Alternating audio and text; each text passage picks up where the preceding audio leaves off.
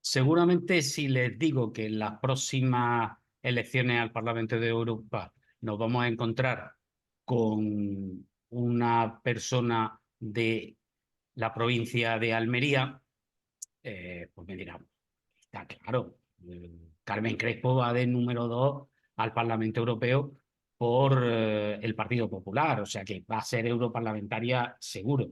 Claro, pero si ya les digo que además es una persona de elegido, pues me dicen, no, no, hombre, a ver, no te equivoques, es de Poniente, pero es de Adra, no es de elegido. No, yo le hablo de una persona de elegido, le hablo de Javier García. ¿Qué tal? ¿Cómo estamos? Hola, muy buenas, Rafael. Gracias por esta invitación. Bueno, un saludo para toda la gente que nos va a acompañar, que va a escuchar esta entrevista.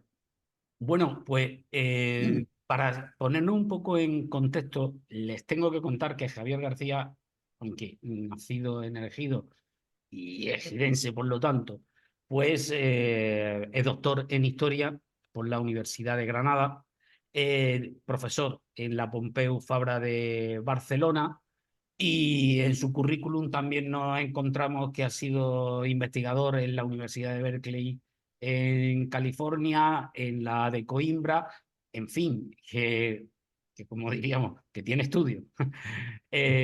Bueno, ¿cómo es eso de que un ejidense lidere la candidatura, que todavía no lo habíamos dicho, ahora Andalucía, que es la candidatura andalucista que va a las próximas elecciones europeas? Bueno, pues yo creo que como todo tiene su sentido. Yo soy hijo de mi tiempo, hijo de mi generación. Tú conoces bien la provincia de Almería, la gente que nos escucha también. Yo soy hijo de migrantes de las migraciones interiores en Andalucía. Mi padre, familia paterna es de Granada, del Valle del Lecrín, y mi familia materna es de la Alpujarra, ¿no? En los años 70 hubo, para quien no lo sepa, unas grandes migraciones interiores. Yo siempre digo que las migraciones a Cataluña también fueron acompañadas de otras migraciones internas que, bueno, de alguna manera fueron igual de desestructurantes o de, ¿no? digamos, de traumáticas porque corta la memoria de muchos andaluces respecto a, digamos, a las comarcas de las que eran su familia, ¿no? Mi familia llega al Ejido en el boom de la agricultura, se dedican a la agricultura durante muchos años y yo, como mi hermano y mis primos, toda la parte que fueron de esta migración interior a Almería, volvemos a Granada a la universidad. Yo vuelvo con 17 años a la casa de mi tía y esa es la historia un poco de mucha de mi generación de ejidenses que nacimos en el Ejido, nos criamos en el Ejido, pero desde fechas muy tempranas ya pues nos fuimos a estudiar. Y bueno, también en este sentido soy hijo de mi tiempo, es que mi generación, como tú sabes, pues fue una generación que de alguna manera para la familia culminaba, ¿no? Varias generaciones de trabajo intenso en la tierra, primero como jornalero, luego como propietario, con un pequeño ahorro, pues la obsesión de la familia era que los niños fuesen a la universidad, ¿no? No es algo que nosotros escogiésemos individualmente, podríamos decirlo, sino que fue más bien una tendencia sociológica de que los niños tenían que ir a la universidad y bueno, pues acabó la carrera en el año 2008, crisis económica, y eso hizo que por una serie de circunstancias casi de casualidad, pues me volcara más con la investigación que con las oposiciones y la docencia, ¿no?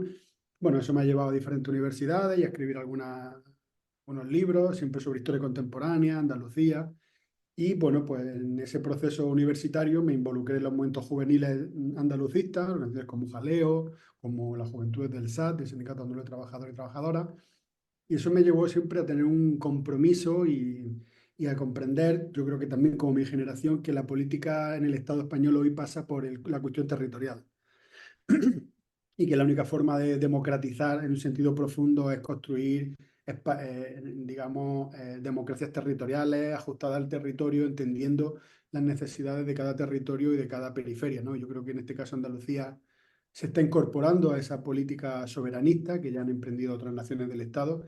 Y bueno, pues alguien de Granada, de alguna manera, pues yo creo que tiene que ser un puntal necesario para el andalucismo, ¿no? Salir de la zona de confort de Sevilla, Cádiz y tener un discurso que involucre y que interpele a las masas y a las clases populares de otros territorios, ¿no? De otras provincias. Ujú. Sí, ¿a qué atribuye que, y se lo digo como andalucista, pero también como doctor en historia, quiero decir, que con conocimiento de causa, podríamos decir, a que desde que desaparece el Partido Andalucista nazcan andalucismos por todos sitios. No me refiero tanto a que el Partido Popular diga ser andalucista, porque lo lleva diciendo desde mucho tiempo antes.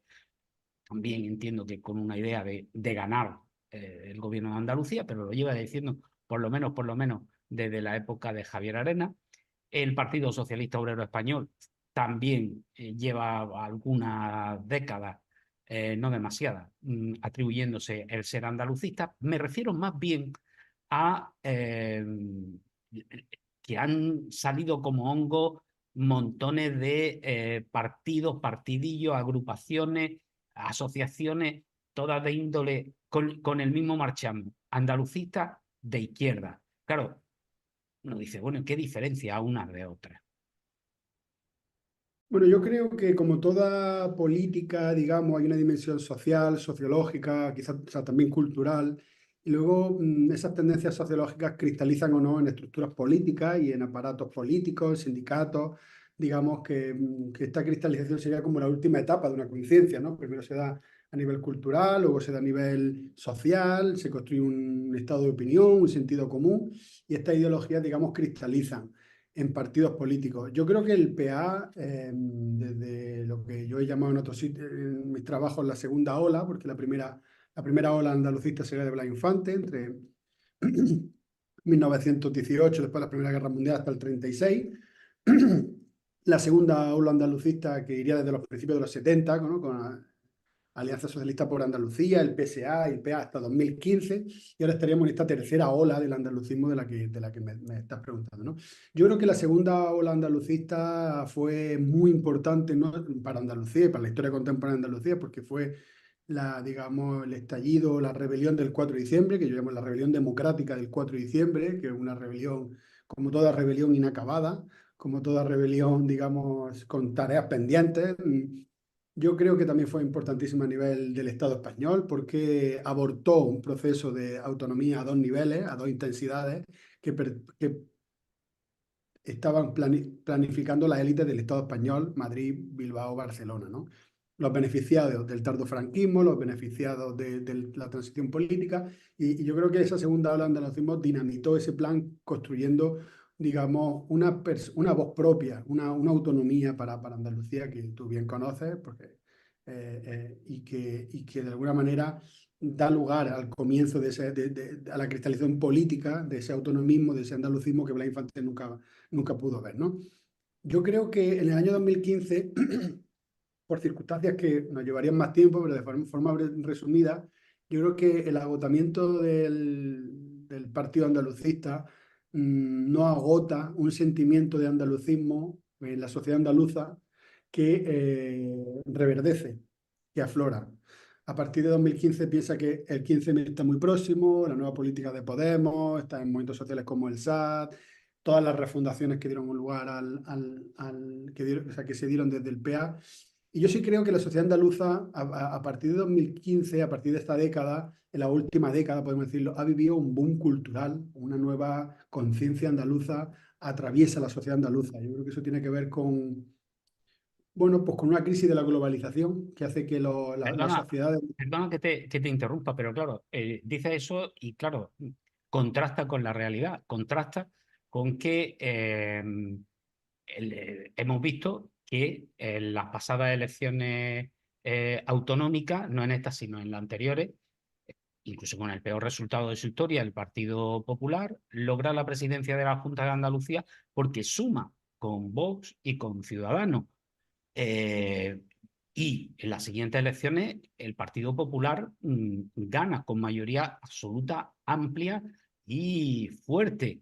Y los que decían ser andalucistas o representantes un poco de ese andalucismo de izquierda digamos, más auténtico, por llamarlo de alguna manera, se quedan prácticamente en nada, un par de parlamentarios. Si seguimos a elecciones generales o vamos a elecciones municipales, tampoco, no será, y es una pregunta con cierta maldad, que esa tercera ola andalucista donde vive en Twitter y en Facebook.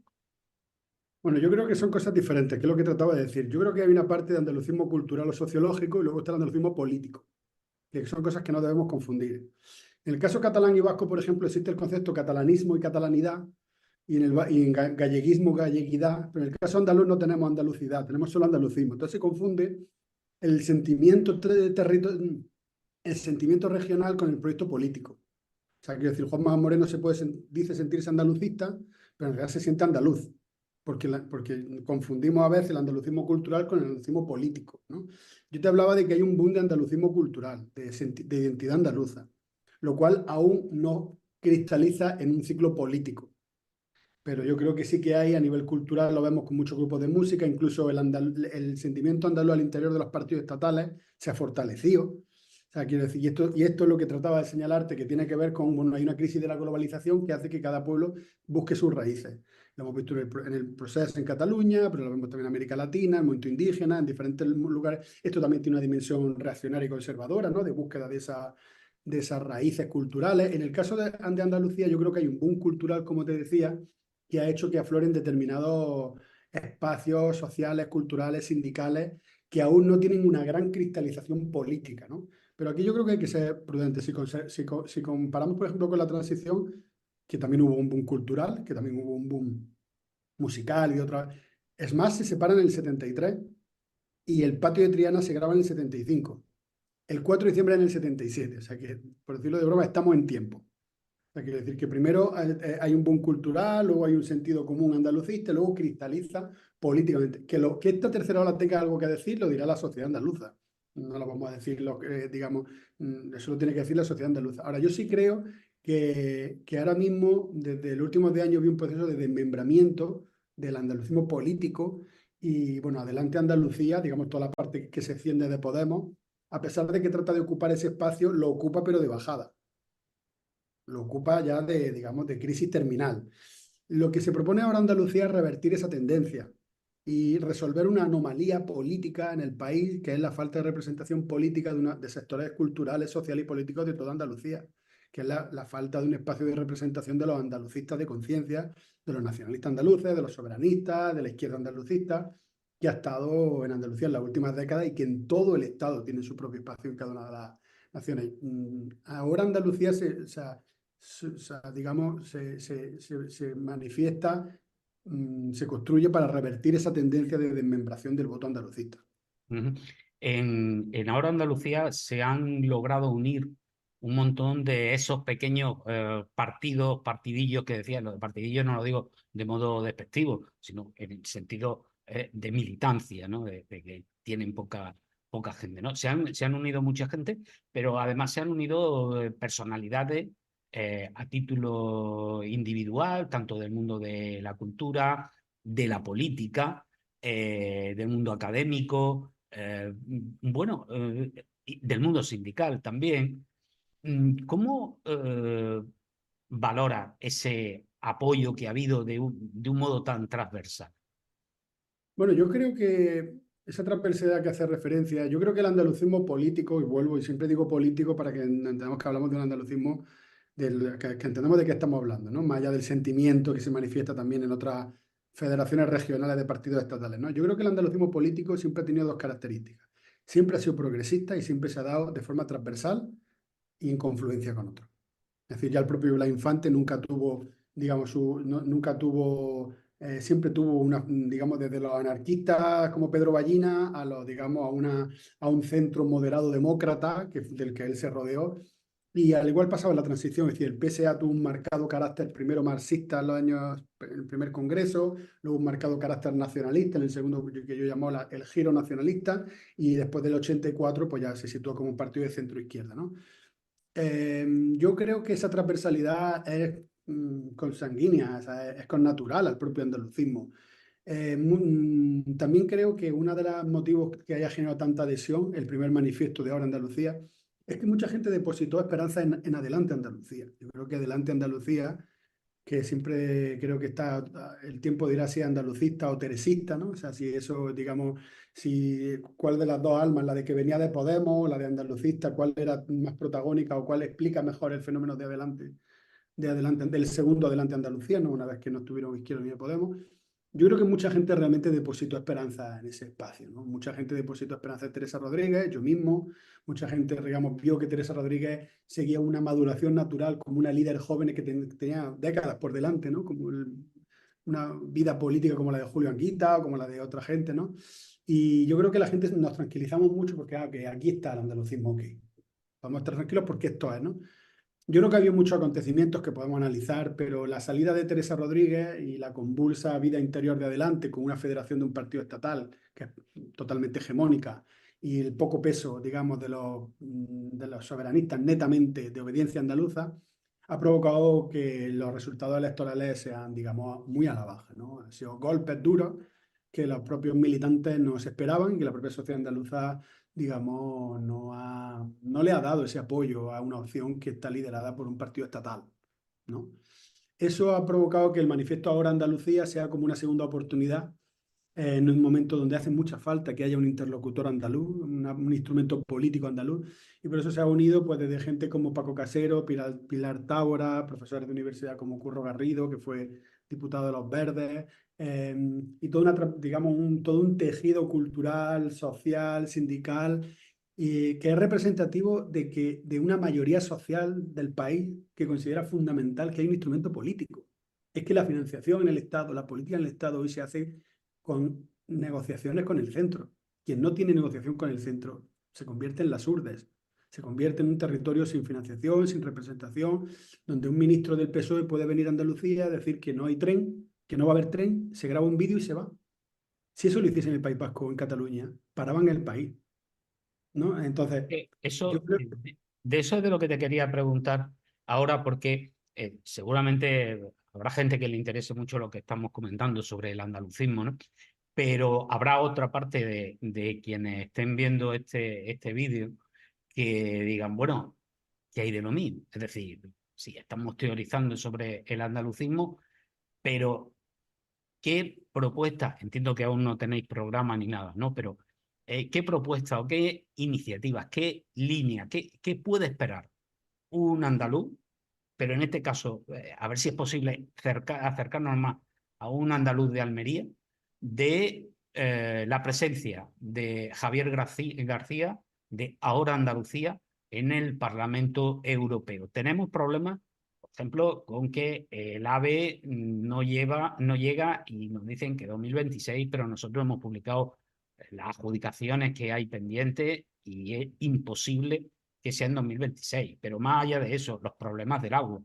Tenemos problemas con la competencia desleal de los productos almerienses, de la agricultura almeriense, dentro de la propia Unión Europea, porque hay productos extranjeros que se reetiquetan, que se venden como de aquí, sin serlo, el tema de los contingentes, en fin, como hijo de elegido, conocen muy bien la cuestión. Por eso te pregunto, a todos esos almerienses, eh, ¿qué esperanzas, qué confianza pueden tener en Ahora Andalucía?